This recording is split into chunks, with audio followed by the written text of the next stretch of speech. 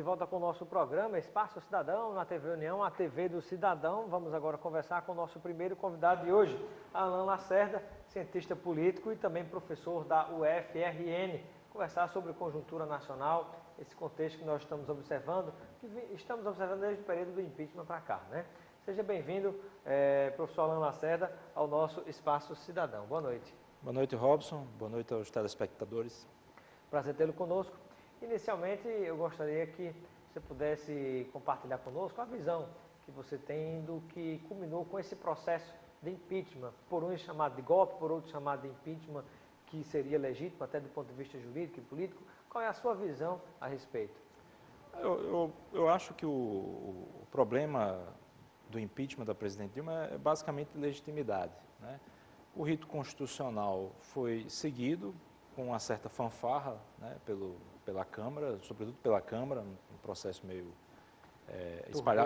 espalhafatoso, sessões dominicais, né? Mas o rito constitucional foi seguido, o Senado quebrou um pouco no fim, com aquela história de fatiar e conceder direitos políticos à presidente. O direito de defesa dela também foi respeitado.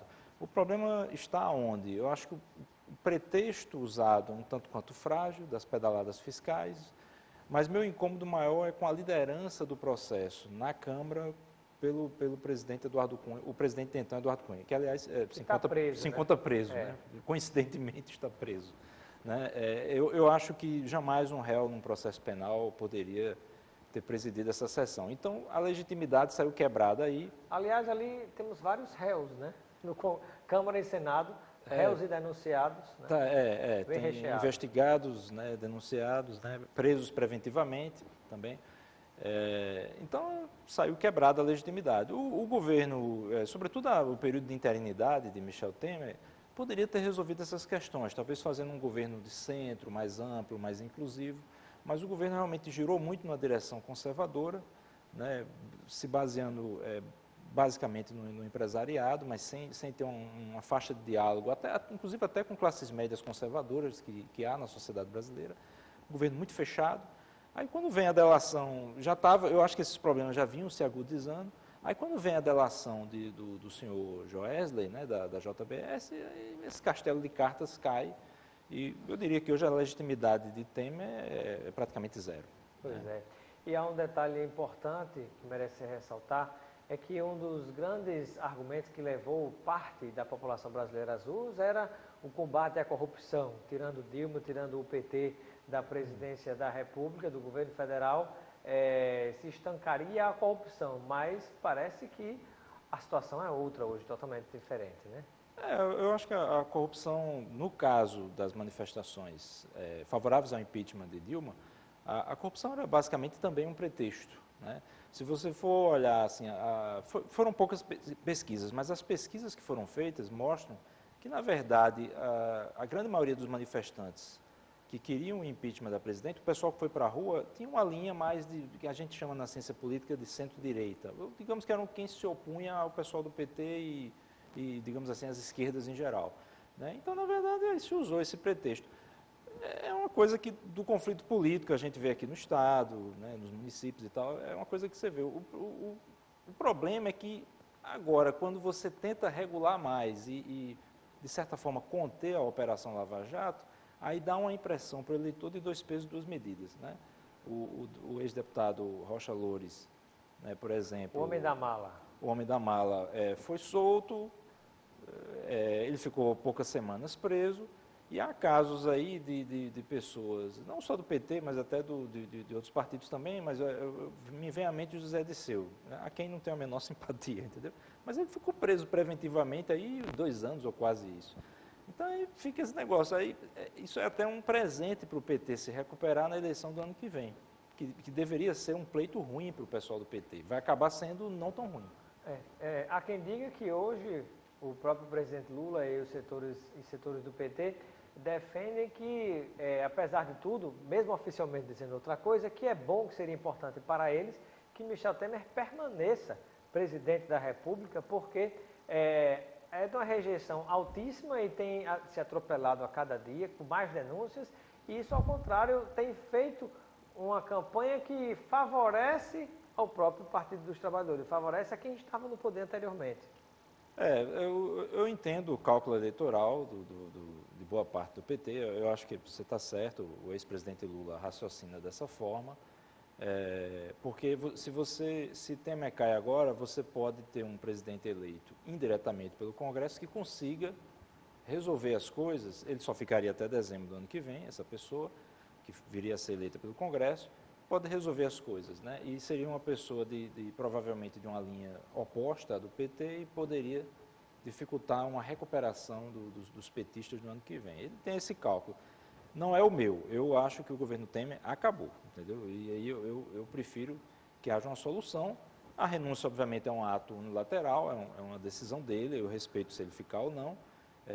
Mas eu acho que certos atores políticos já poderiam ter retirado o apoio a ele, sobretudo aí o PSDB. O PSDB que entra numa situação de crise de identidade, né? Se tornando inclusive parecido em termos de comportamento com o próprio PMDB, que não larga o osso, né? Quando tá no poder, né? Diante de uma situação absolutamente crítica que vivencia o país, o próprio presidente Michel Temer, do PMDB, o PSDB não sai do governo, inclusive protocolou um pedido para a cassação da chapa Dilma Temer no Tribunal Superior Eleitoral. Perdeu, Temer continuou presidente, inclusive diante do fato de se ignorar provas fantásticas na frente de todos os brasileiros, mas mesmo assim recorreu à justiça, e que eu acho incrível e contraditório, recorreu na justiça, mas permanece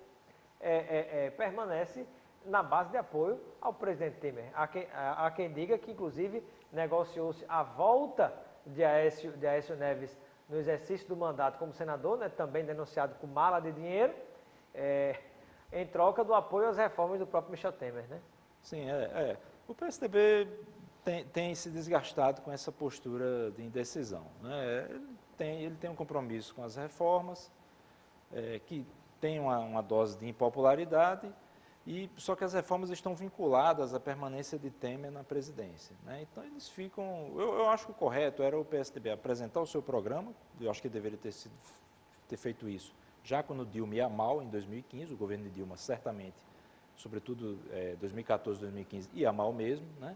Deveria ter apresentado ali seu programa alternativo e ir para frente olhando para 2018 para apresentar ao eleitor uma proposta.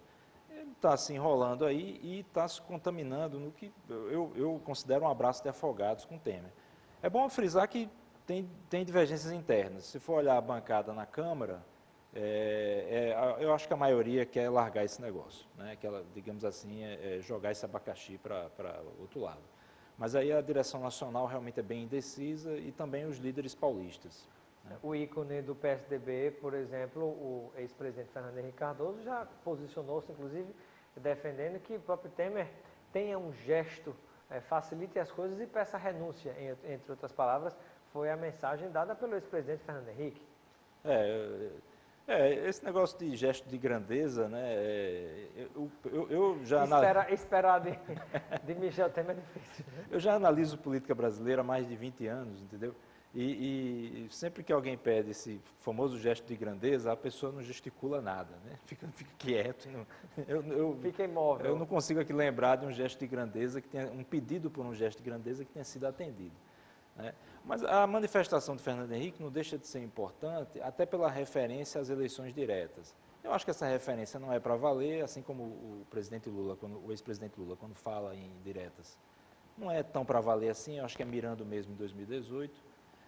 Mas, de qualquer maneira, isso cria um contexto em que a divergência interna entre os tucanos, entre o pessoal do PSDB, se acentua, né?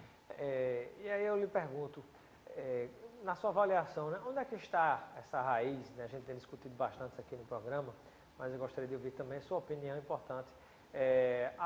Na sua avaliação, onde estão essas raízes da corrupção no nosso país? Sobretudo nesse caso específico na política, né? Olha, corrupção de uma maneira geral, a corrupção moderna, tem a ver muito com uma relação promíscua entre capitalistas, ou entre a economia capitalista e os políticos eleitos pelo povo, né?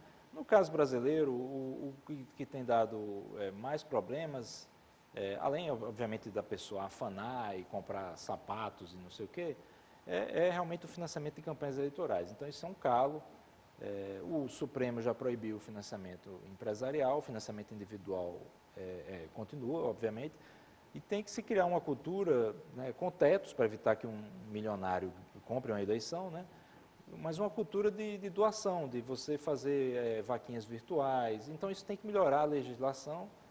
Eu espero que seja feito daqui para o início de outubro, que é o prazo, para melhorar a eleição do ano que vem. Pois é, e há um detalhe interessante que quando a gente pensa, né, nessa questão política, da própria eleição em si, ela tem um custo. Esse Sim. custo precisa ser pago. E como pagar? É. Isso aí gera um problema, né? Tanto que parte da corrupção da política tem a sua origem no processo eleitoral. Claro. É como que existisse entre os políticos uma espécie de ética, digamos assim, de comportamento, aceito por uma parte deles, que é o seguinte: olha, fizemos a campanha, fomos eleitos, agora temos aqui uma conta para pagar, vamos superfaturar aqui e ali, pedir um dinheiro da empresa aqui e ali para fechar essa conta e ok. Isso aqui foi para pagar a conta de campanha, é como se não fosse desvio, é como se não fosse antiética, é como se não fosse um roubo. Agora, às vezes, há entre eles uma espécie de condenação, digamos assim, quando ele tira para botar o dinheiro no próprio bolso. Na verdade, assim, tudo que é dinheiro que passa de maneira não registrada está violando alguma lei, né? Então é tudo caixa 2 mesmo. É claro que há agravantes quando é propina, e aí você combina valores e superfatura.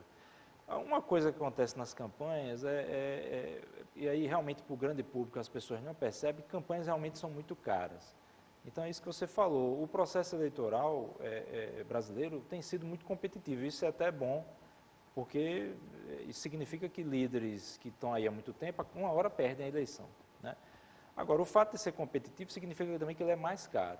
Então, assim, quem trabalha em campanha sabe que esses valores declarados à Justiça Eleitoral são fictícios, né? E eu estendo isso a todos os partidos, inclusive os pequenos. Eu não acredito nesses valores. Prestação de conta de campanha é completamente absurda. A agência de publicidade, mesmo em campanhas municipais aqui no Rio Grande do Norte, são caras. Existem advogados de campanha, então esses valores aí, me desculpe, mesmo nos partidos menores que dizem que não fazem, mas obviamente que há um dinheiro não escriturado aí. Tem casos e casos, tem coisas que são mais graves, né? Uma coisa é você comprar uma medida provisória, aí a Odebrecht passa por fora, né? E tem outros casos que é aquele do posto, aí o cara dá gasolina para a carreata, isso é ilegal também, mas é menos grave do que um esquema de propinas como o de Sérgio Cabral, por exemplo, que ele financiava a campanha, mas também comprava sapato, comprava anel, torrava em joias, né? Joia, helicóptero, o dinheiro público. Né? Aí não dá. Manda um abraço para alguns telespectadores que estão nos acompanhando aqui também pelo Instagram, né? O Júnior Noronha, obrigado pela audiência. Tiago Damásio, lá de Mossoró, obrigado pela audiência. E Wagner, jornalista, né? Todos eles ligados com a gente aqui. Muito obrigado pela audiência de vocês. Temos aqui uma pergunta do Maciel, que está nos acompanhando no Tirol. Ele gostaria de saber do Alan Lacerda, né? Deixa eu ver aqui a pergunta dele. Um abraço também para Tassiano Cabral. Bom, ele gostaria de saber, do Alan Lacerda, se você, na sua avaliação, o presidente Lula, podendo ser candidato, tem chance realmente de ganhar a eleição ou apenas empurraria a eleição para o segundo turno? Essa é a pergunta aqui do nosso telespectador, Alan. Em relação ao segundo turno, eu acho que é certo que ele ocorra, porque há um cenário de fragmentação, tem que ver, obviamente, quem é que vai ser candidato, até se o próprio Lula vai ser, mas eu acho muito provável que tenha segundo turno. Agora, com relação à chance de vitória dele, a gente faz análise política, evita um pouco, a essa distância da eleição, traçar esse tipo de cenário. O que eu posso dizer, assim, de maneira geral, é que a vitória dele é possível, sim, sobretudo se ele tem essas questões jurídicas, ele é réu em vários processos, né? Mas acredito que na segunda instância ainda não, quando começar a campanha do ano que vem, isso ainda não vai estar concluído, mas isso é um assunto mais para advogados, né? Mas assim, eu acho que sim, ele pode ganhar, sobretudo se ele corporificar, se ele se apresentar como anti-Temer, e se Temer ainda for presidente na ocasião. Porque o que está claro é que esse governo vai ser impopular até o fim, né? Eu já disse aqui que prefiro que o fim seja logo, mas pode ser, né, que demore mais. E isso não é nem pode ser Lula, mas pode ser outro. Eu acho que se continuar assim, o candidato que melhor se apresentar como anti-Temer ganhará o pleito. Talvez seja até sonhar dizer isso, eu como sou de certo modo idealista, né? Mas acho que o ideal mesmo seria que nós tivéssemos uma Assembleia Nacional Constituinte com eleições gerais, né? Mudando todo esse Congresso que aí está e a presidência da República. Porque às vezes a pessoa quer mudar, não, vamos mudar, e muda o presidente, mas não muda os senadores e os deputados federais. Não, vamos mudar, muda o governador e não muda os deputados estaduais. Não, vamos mudar, muda o prefeito e não muda os vereadores. Ou seja, um não governa sem o outro. O executivo ele não governa sem o legislativo, né? O que ocorre também é o seguinte, o eleitor, já há alguma evidência sobre isso, presta menos atenção na eleição do parlamentar. Né? O deputado federal, senador a gente não sabe mesmo, mas deputado federal, deputado estadual e vereador, o eleitor presta menos atenção. E, inclusive, há o que a gente chama de amnésia eleitoral. Se você perguntar, esquece, né? um ano depois, a maior parte esqueceu. Também pela profusão de candidatos. Há muitos candidatos. Né? Um abraço para Elisa Sandrini, obrigado pela audiência, está ligado com a gente. E o Tassiano Cabral, também ligado com a gente aqui. E Juliana Moura, valeu Juju, obrigado pela audiência também. Pergunta aqui do Pedro Cabral, está nos acompanhando no Alecrim. Ele gostaria de saber qual é a sua opinião a respeito da possível candidatura de Jair Bolsonaro à presidência da República. Jair Bolsonaro tem chances de ser competitivo, ele representa o que a gente chama, na teoria política, na análise de uma facção mais autoritária da direita, né? Agora, tem algumas coisas que a gente sabe sobre a eleição presidencial no Brasil e como ganhar, que ele não preenche ainda, né? Eu acho que estruturas estaduais, uma estrutura partidária nacional ou uma capilaridade entrando nos municípios do interior brasileiro. Então, se você for olhar as eleições desde o presidente Dutra, não vou discutir regime militar porque não tinha, né, eleição presidencial, mas desde o presidente Dutra, passando por Getúlio e tal, as eleições envolvem uma composição grande de interesses, dada o tamanho do Brasil. E eu não vejo isso ainda em Bolsonaro. Acho um discurso muito purista, pega o eleitor mais, digamos, autoritário, mas também aquele pessoal que está... É um eleitor menos alfabetizado ou não?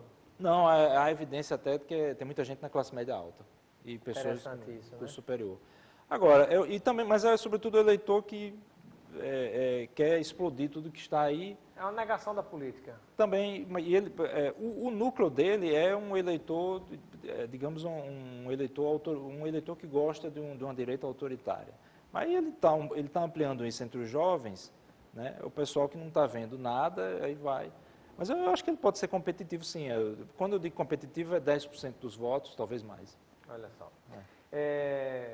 Deixa eu ver aqui. Boa noite. É importante o pessoal, quando mandar a pergunta, né, dizer o bairro, a cidade onde está falando, né, para a gente registrar aqui.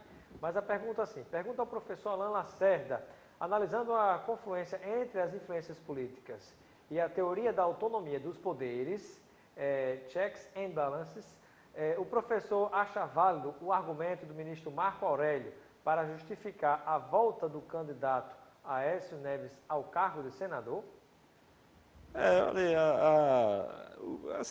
O Marco Aurélio, a decisão é estranha porque ele faz, inclusive, elogios a Aécio Neves. Um negócio... Uma impessoalidade fenomenal, né? Estranho, né? Fortes elos com o Brasil, né? Assim, foi uma coisa meio estranha. Foi uma sentença propaganda, digamos assim. E foi uma decisão monocrática, o tempo dela foi muito preciso, porque o judiciário já está em recesso, então eu creio que só vai ser avaliado em agosto, a não ser que a presidente do Supremo tome alguma atitude em julho. O problema também é o seguinte, o Supremo vem lidando mal com essa crise do impeachment desde o ano passado, né? Esses afastamentos de parlamentar também não têm uma previsão constitucional. O próprio Marco Aurélio produziu um afastamento, tudo bem, tem aquela coisa de que Renan já é réu num processo penal, Renan Calheiros, o senador, ele era presidente do Senado, e via liminar, Marco Aurélio o afastou da presidência do Senado em dezembro. Acho que muita gente já esqueceu, porque já ocorreu muita coisa. Isso aí também foi um movimento muito estranho. E Renan respondeu, não obedeceu a liminar e reverteu no plenário do Supremo. Então o Supremo tem se enrolado também, né? O Supremo não vem, na minha opinião, não vem funcionando bem nessa história.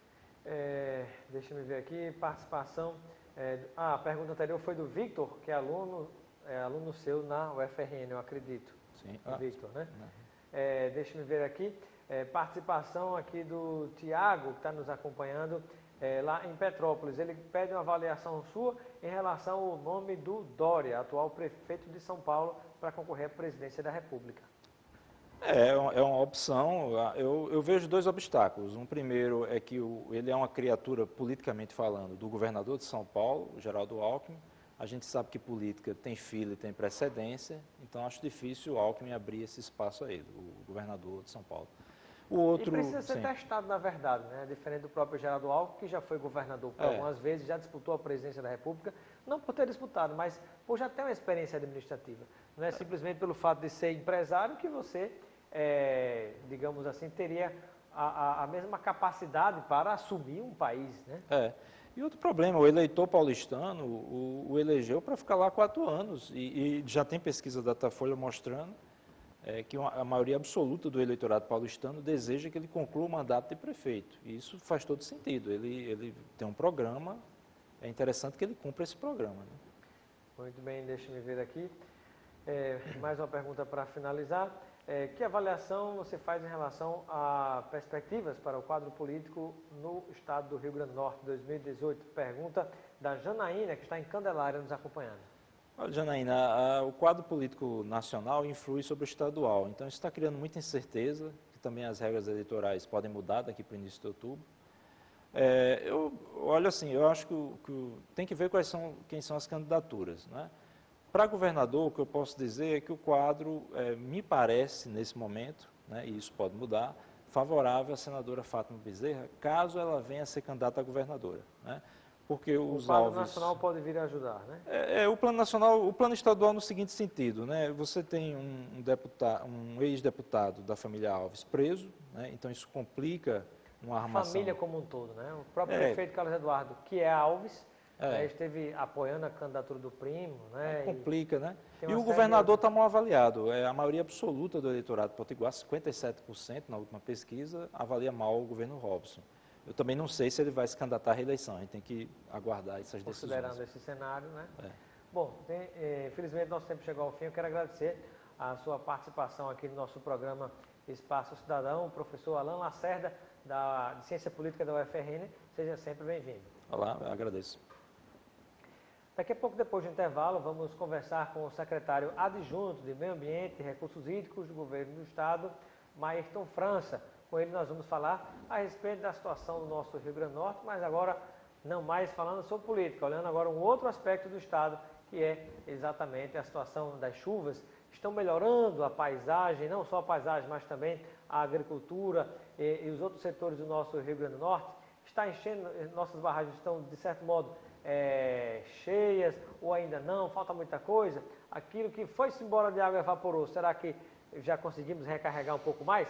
Detalhes daqui a pouco com o secretário adjunto Maírton França. Até já. De volta com o nosso programa Espaço Cidadão, na TV União, a TV do Cidadão. Estávamos aqui tomando a nossa água mineral Esterbon, é nossa, é produto do Rio Grande do Norte.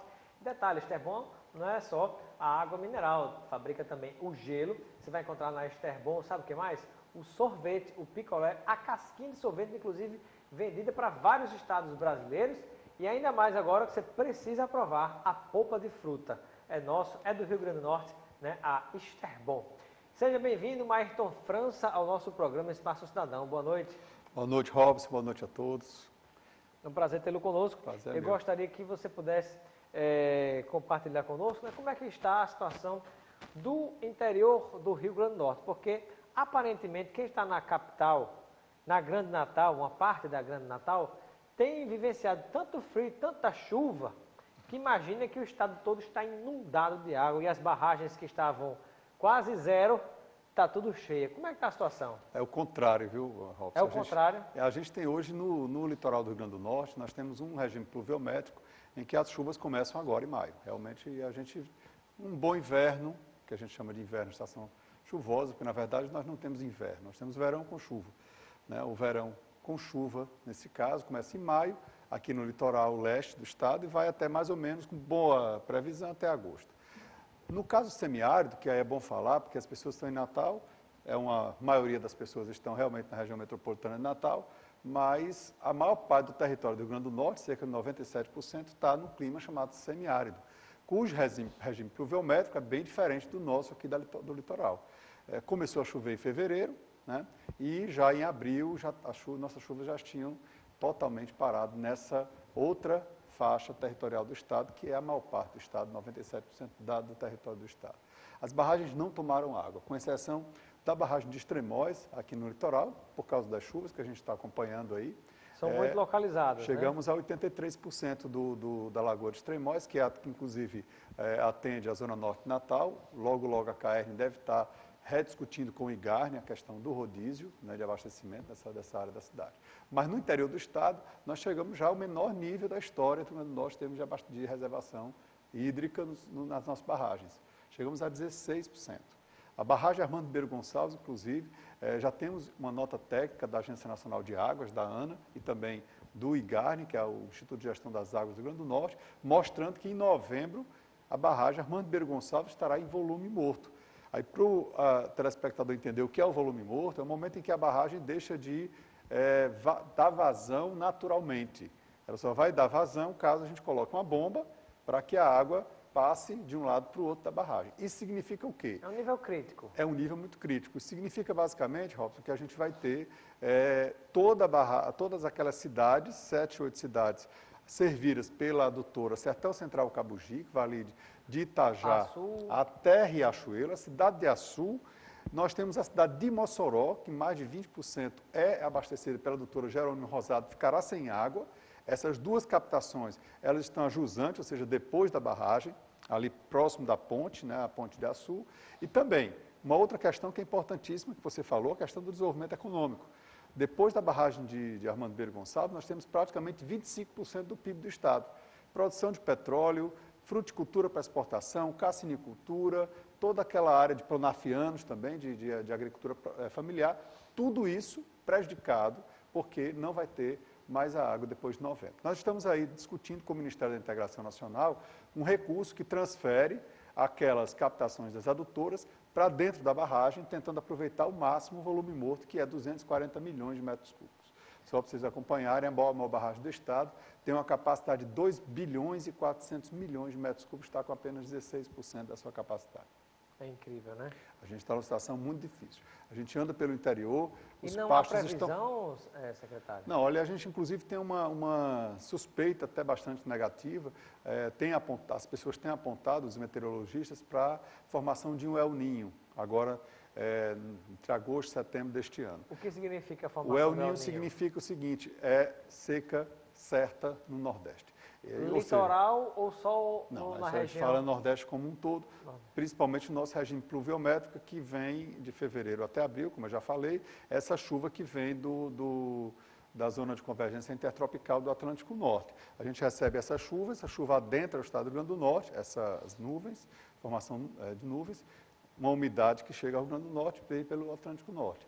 Isso que a gente vê quando as praias ali do litoral norte estão mais quentes, é porque o inverno vai ser bom, vai ter uma boa evaporação no mar e a gente tem aí boas chuvas. Não tem acontecido nos últimos praticamente 6 a 7 anos, a gente não tem visto essa situação. A gente vê chuva até em Mossoró. Eu estive agora no Chuva de Bala do País de Mossoró, sexta-feira passada, assistindo ao espetáculo. Não choveu só as balas, não. Não, choveu também água. Mas o problema é que as chuvas em Mossoró, elas são bem-vindas porque elas melhoram a situação climática da cidade. No entanto, a Mossoró está a menos de 30 quilômetros do mar, ou seja, essa água não vai para nenhum reservatório importante do estado. As chuvas que nós queremos são chuvas basicamente chuva no sertão. A gente quer chuvas na Paraíba, a montante das nossas barragens, principalmente a de Armando Ribeiro Gonçalves. Muito bem, mandar um abraço para a nossa telespectadora, futura jornalista, né, e quase cientista política também, a Betise Cabral. Obrigado pela sua audiência aqui no nosso programa Espaço Estadão. Seja sempre bem-vinda. Deixa-me ver aqui. Um abraço para a Cacá, também está ligado conosco. Obrigado pela sua audiência. Secretário Mayrton França, a previsão, aqui pergunta do Joelson, está nos acompanhando lá em Currais Novos, previsão de chuvas para a região de Currais Novos e restante do Siridó? É aquilo que eu falei, vamos esperar a quadra chuvosa para o ano que vem. O que a gente tinha que ver de chuva esse ano, a quadra chuvosa daquela região já passou, do nosso querido Seridó. Felizmente, a gente vai ter que esperar para o ano que vem. Currais Novos hoje está sendo abastecida pelo Dourado, né, e parte também ainda pelo Gargalheiras. Tem um pouquinho de água ainda lá, muito pouca. Logo, logo seca totalmente de novo Gargalheiras. Né? Como é que estão as adutoras, secretário? Nós temos aí grandes adutoras captando exatamente a Armando Ribeiro Gonçalves. Elas estarão bem enquanto a Armando Ribeiro Gonçalves estiver bem. Essa é a questão. Adutoras do governo do Estado? As adutoras do governo do Estado, exatamente. São adutoras, especialmente a Serra de Santana, que atende cerca de 7 municípios, e de lá a gente deriva para aquela nova adutora de Caicó, construída pelo Denox, já está operando normalmente. Não atende a toda a cidade, porque é uma adutora emergencial, é a redundância do abastecimento. E também a adutora de engate rápido, que sai de Florânia e vai até Acari, né? Que é para servir exatamente esse momento de seca de Acari para Acari e Currais Novos. Então, a Serra de Santana está com essa questão. Só essa adutora, Robson, tem uma ideia, na medida em que o lago de Armando Ribeiro vai avançando por causa da seca e não tem chuvas nem recarga, a captação já foi deslocada mais de 3 vezes. E agora temos um projeto que custa 7 milhões, que é para a gente, deslocar essa captação para uma área chamada Mazagão, que fica, inclusive, já no município de São Rafael. São Rafael. Isso.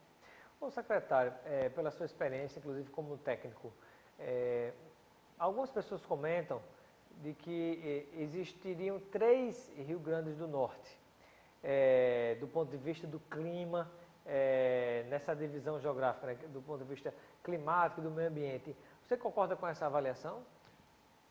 Bom, se a gente pensar o litoral, né, se pensar o sertão e as áreas de serra, né, a região serrana. Mas a região serrana chove muito pouco. Gradualmente do litoral para dentro do Rio Grande do Norte, quanto mais para dentro, mais seca? Mas como o Rio Grande do Norte está na esquina do país, né? Então, para dentro e para baixo, não é isso? A gente pode dizer. Para dentro e para baixo. Exatamente. Ou seja, do oeste para a região do Seridó, mais... Para o sudoeste. Para o sudoeste do Seridó. Para você ter uma ideia, hoje a região mais seca do estado é a Alto Oeste, que é a Tromba do Elefante. Ou seja, eu estou lá no sudoeste do estado. Sim, no sudoeste do estado. Com 14 municípios hoje em total colapso de abastecimento, vivendo exclusivamente de operação carro-pipa pelos municípios, pela CAERN ou pela operação carro-pipa do Exército. E também pela operação Vertente, que é uma operação que a própria Defesa Civil do Estado realiza com recursos do Ministério da Integração, atendendo as zonas urbanas das cidades em colapso.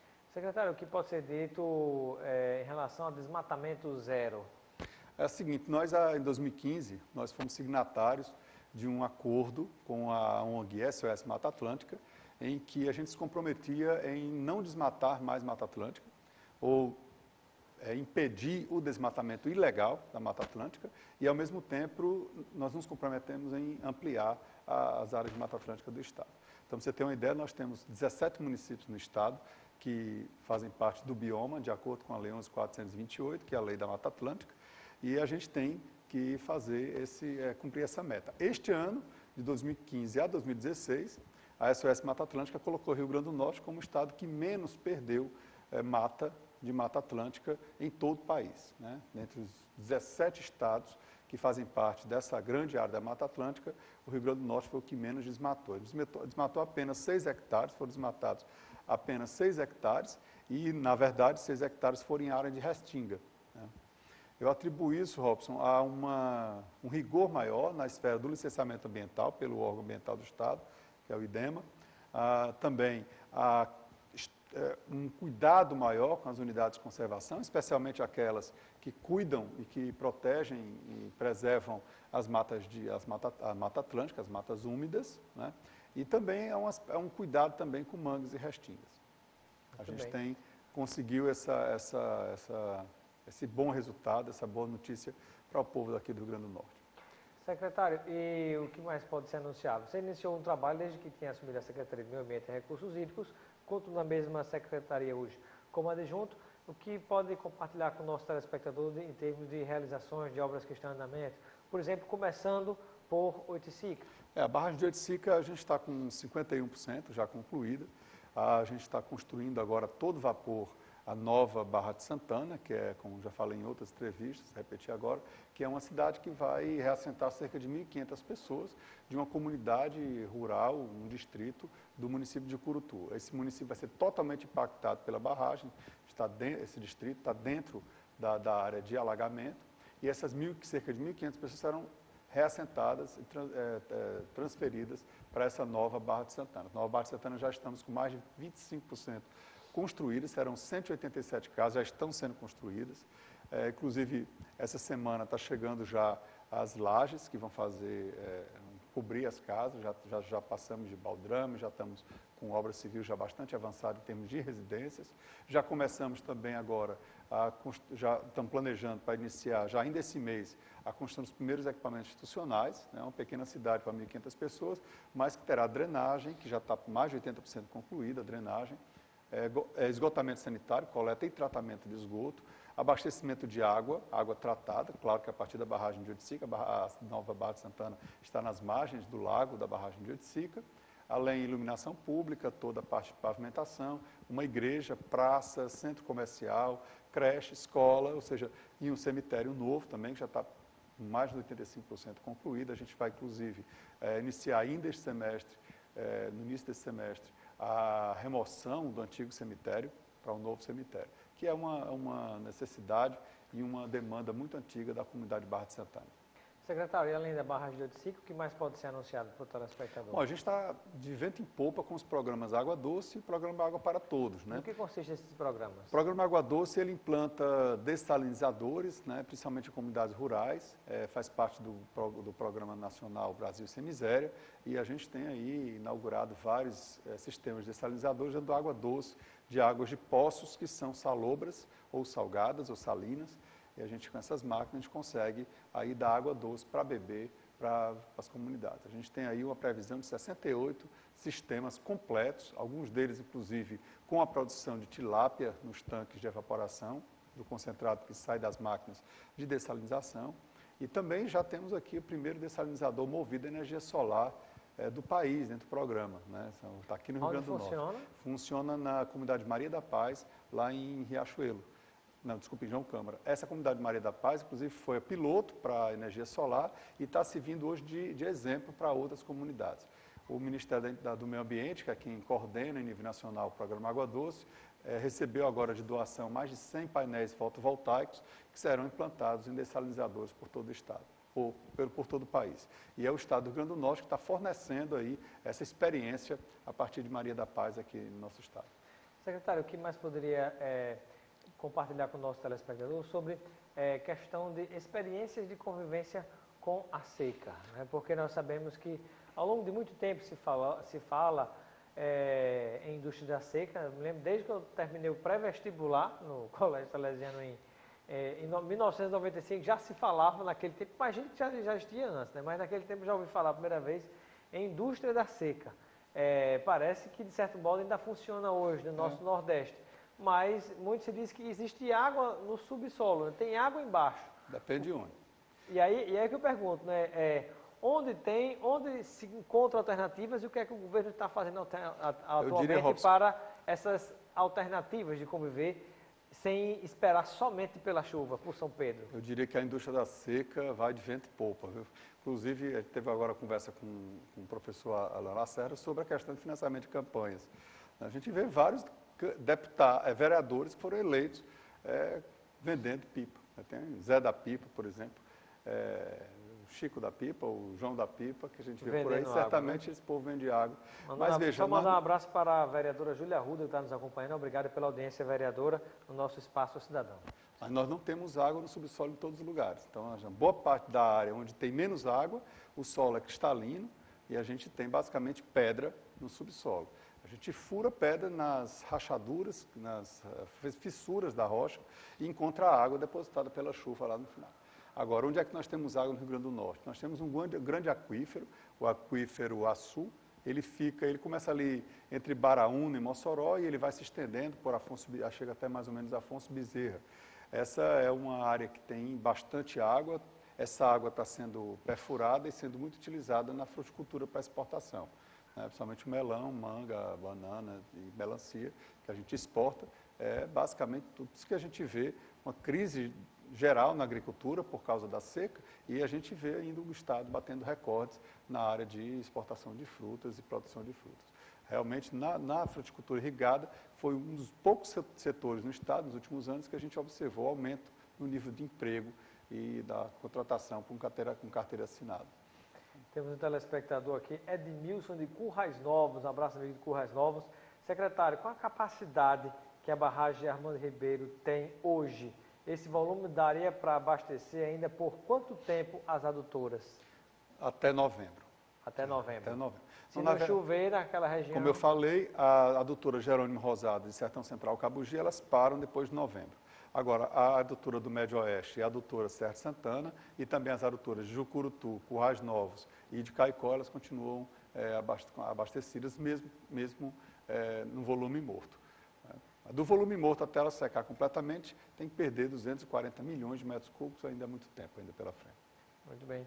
Secretário, e ações de regulamentação de áreas de proteção ambiental, né? O que é que nós temos de novidade no Rio Grande do Norte? Bom, o IDEMA está nesse momento fazendo um estudo de viabilidade técnica da criação de um novo parque, que é o Parque dos Mangues, que vai ficar aqui exatamente nas margens do Potengi, aqui na região metropolitana de Natal. A gente não está muito discutido ainda se será um parque municipal ou estadual, mas esses estudos precisam ser feitos, né, se é viável do ponto de vista técnico, econômico, ambiental, a implantação desse novo parque. Será mais uma área que a gente vai preservar de um ecossistema associado à Mata Atlântica, que é o mangue, né, assim como a restinga, são ecossistemas associados à Mata Atlântica, e isso vai melhorar ainda mais a nossa situação com relação ao acordo que fizemos com a SOS Mata Atlântica. Mandar um abraço aqui para o Menezes e também para Rodolfo Bastos. Obrigado, Rodolfo Bastos, pela sua audiência aí, criador de lagosta, aqui ligado conosco no nosso programa. Obrigado pela sua audiência.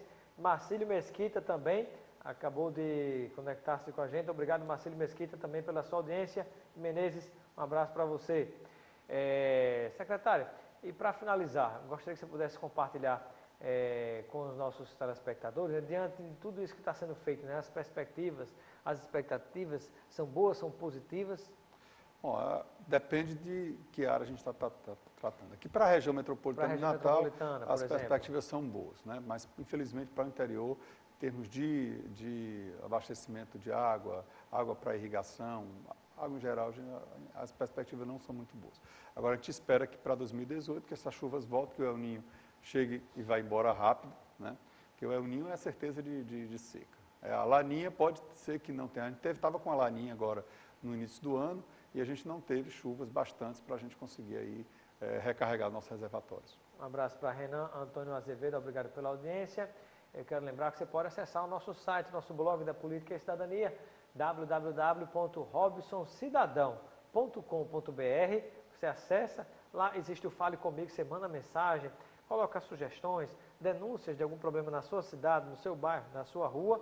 É uma forma de interagir com a gente quando a gente não estiver ao vivo. E também você pode assistir mais uma vez lá no nosso blog a este programa e aos outros programas que fazemos aqui e também nos outros veículos de comunicação. Acesse lá www.robsoncidadão.com.br.